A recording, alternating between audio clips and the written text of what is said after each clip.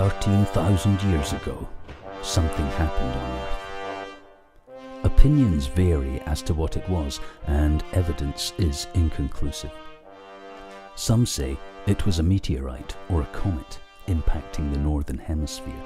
Some say it was abrupt climate change, and some say the poles flipped, or there was a magnetic excursion, or a cosmic electrical event occurred that simulated the effect of one of these other events. In place of knowing the nature of the event, we at least know what happened next.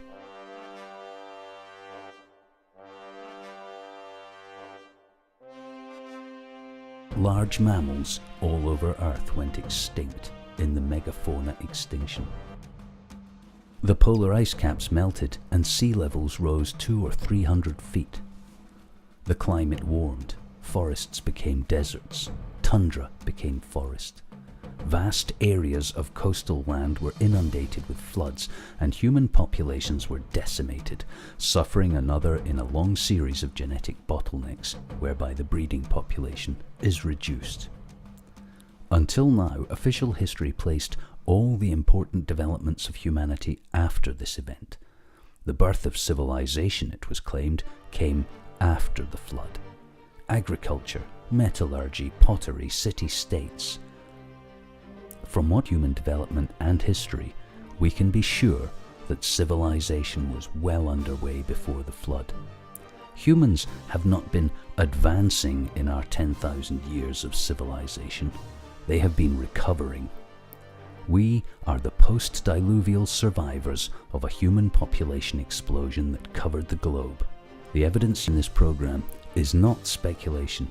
It's hard science founded on material discoveries that have overturned and revolutionized the previous view of history. It is the new history of humanity, and it is now the accepted view of archaeologists, geneticists, botanists, and historians the world over that for at least the last 50 to 70,000 years, humanity flourished all over Earth, inhabited every continent, was possessed of the material and cultural trappings of what we call civilization. With this startling new point of view, it's time to look again at our past.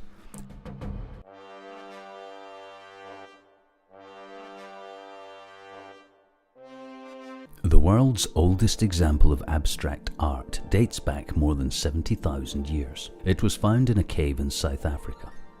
Scientists say the discovery shows that modern ways of thinking developed far earlier than we think.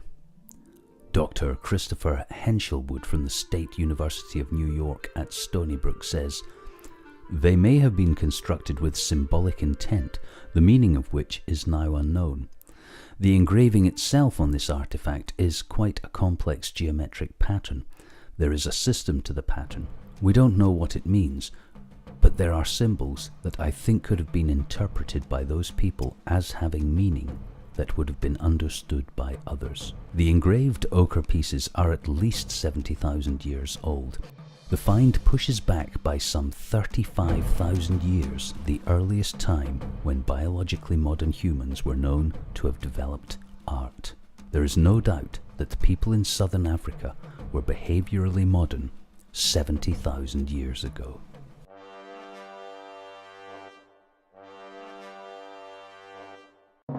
A large set of specialized bone tools found recently in a South African cave is forcing archaeologists to rethink their ideas about when modern human behavior emerged.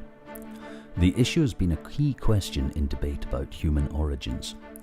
This discovery shows conclusively that early Homo sapiens came out of Africa already well developed in crafting tools of bone.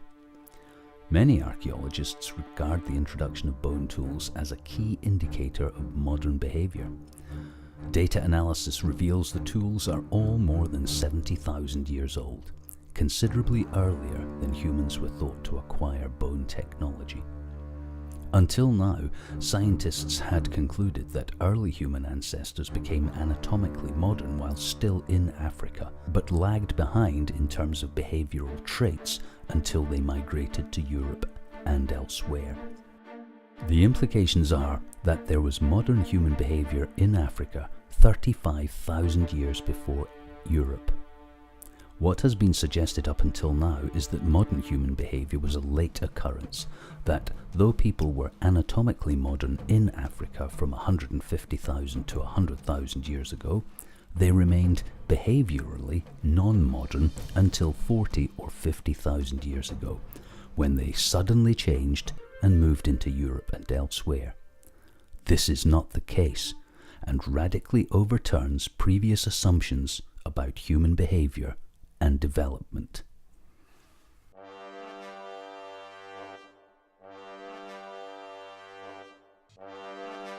Newly analysed remains suggest a modern human killed a Neanderthal man in what is now Iraq between 50,000 and 75,000 years ago. The finding is scant but tantalising evidence for a theory that modern humans helped to kill off the Neanderthals. The probable weapon of choice, a thrown spear. The evidence, a lethal wound on the remains of a Neanderthal skeleton. The victim, a 40 to 50-year-old male, now called Shanidar III. Shanidar has signs of arthritis and a sharp, deep slice in his left ninth rib. It's thought the best explanation for this injury is a projectile weapon, and given who had those and who didn't, it implies at least one act of interspecies aggression.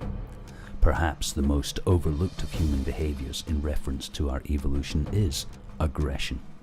Humans are predators, but when did humans begin perpetrating acts of aggression on each other? It's impossible to know exactly how major a role aggression played in Neanderthals' disappearance. Groups undoubtedly competed for resources, and evidently humans sometimes attacked and even ate Neanderthals. The death of Shanidar III may thus have foreshadowed the fate of his entire species.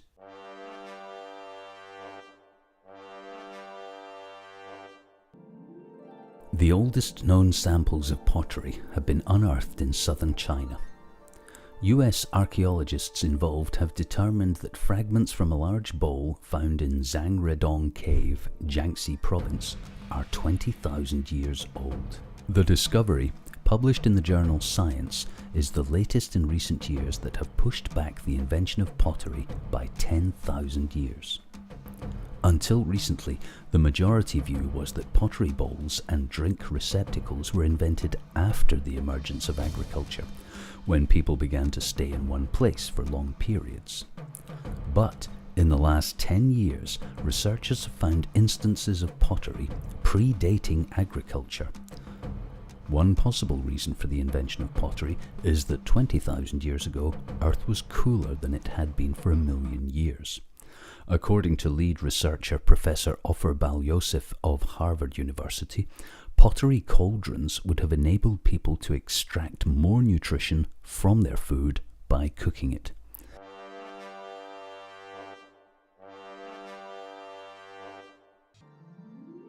Until recently, researchers say the story of the origin of agriculture was one of a relatively sudden appearance of plant cultivation in the Near East around 10,000 years ago, spreading quickly into Europe and dovetailing conveniently with ideas about how quickly language and population genes spread from the Near East to Europe. Initially, genetics appeared to support this idea, but now cracks are beginning to appear in the evidence underpinning that model. A team led by Dr. Robin Allaby from the University of Warwick have developed a new mathematical model that shows how plant agriculture actually began much earlier than first thought, well before the Younger Dryas Big Freeze. Up until now, researchers believed in a rapid establishment of agriculture, which came about as artificial selection was able to dominate natural plant selection, and crucially, as a consequence, they thought most crops came from a single location and single domestication event. Recent archaeological evidence has already begun to undermine this idea, pushing back the date of the first appearance of agriculture. The best example of this being the archaeological site Ohallo II in Syria, where more than 90,000 plant fragments from 23,000 years ago show that wild cereals were gathered over 10,000 years earlier than previously thought, and before the last glacial maximum 18,000 years ago.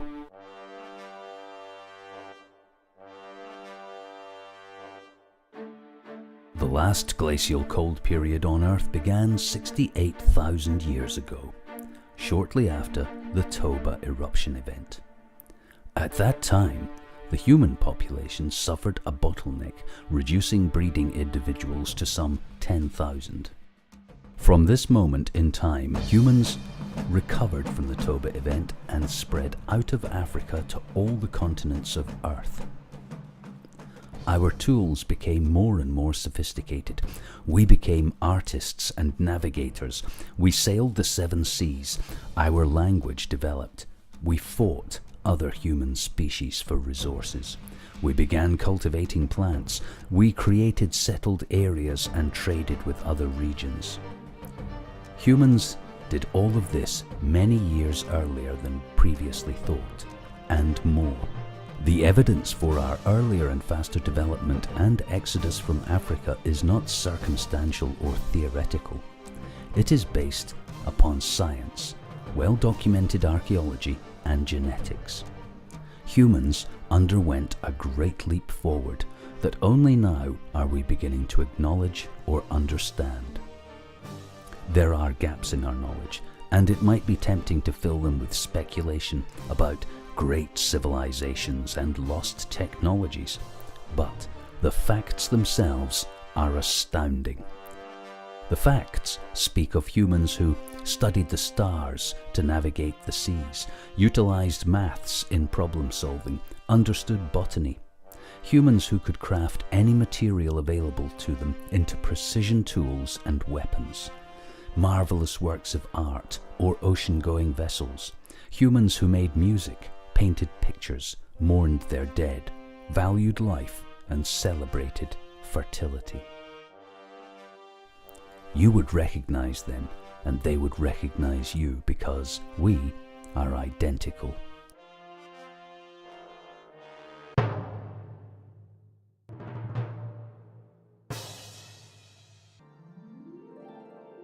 Discovered in 2001, submerged under the waters of the Bay of Cambay in India, is a 9,500-year-old city.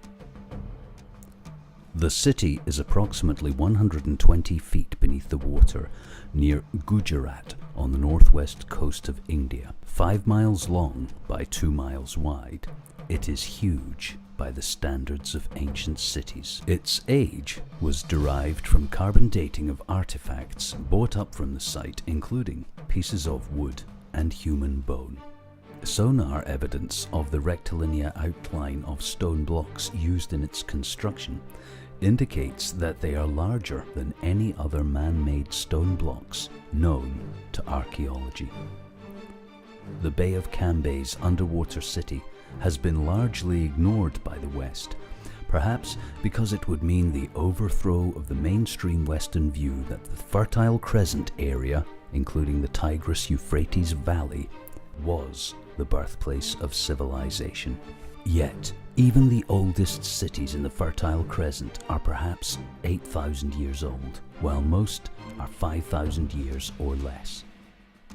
The discovery in Cambay astounded scientists because it predates all other finds in the area, suggesting a much longer history of civilization than was first assumed.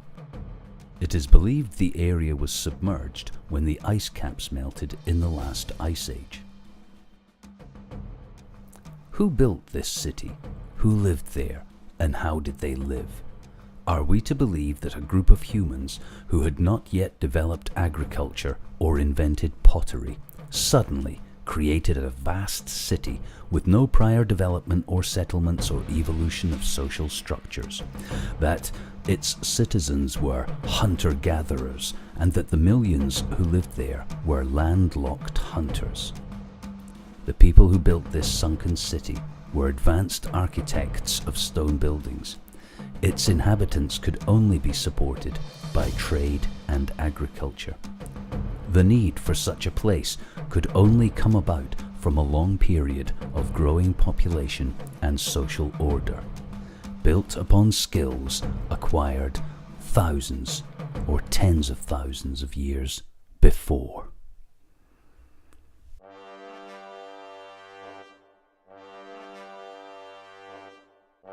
The Great Pyramid of Giza. The Great Pyramid has long fascinated archaeologists and historians. The orthodox story of its purpose, construction, and age are almost certainly incorrect. For 4,000 years, it was the tallest building on Earth. It's claimed that as if by magic, humanity one day built the greatest stone monument on the planet out of the blue, with no provenance, no development, no antecedent civilization or culture.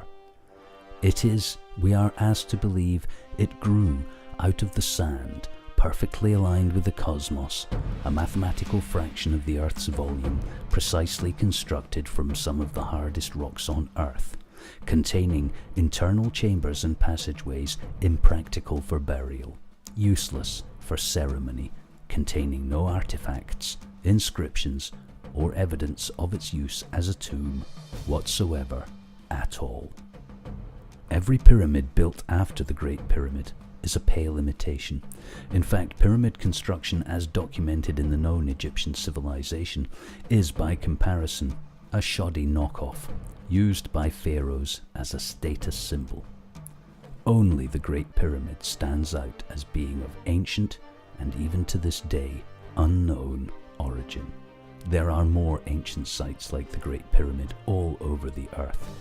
In Japan, Scotland, England, South America, the Middle East and Turkey. But the Great Pyramid and the Cambay Bay site should be enough to convince the most ardent rationalist of the proof of ancient civilization. That humanity bore the fruit of civilization before us is no longer mythology. That we have risen up and been swept away repeatedly is not conjecture. Our history has been revolutionized by new discoveries. Our view of the past becomes clearer the longer and deeper we dig. Yet one truth, and one sobering fact looms above all else in the new history of humanity. Civilization is a brief and delicate flower that blooms in short, forgiving periods of stability. We should celebrate our current circumstances and take steps to prepare for an uncertain future, because, as the past reveals in stark, unforgiving terms, nothing lasts forever.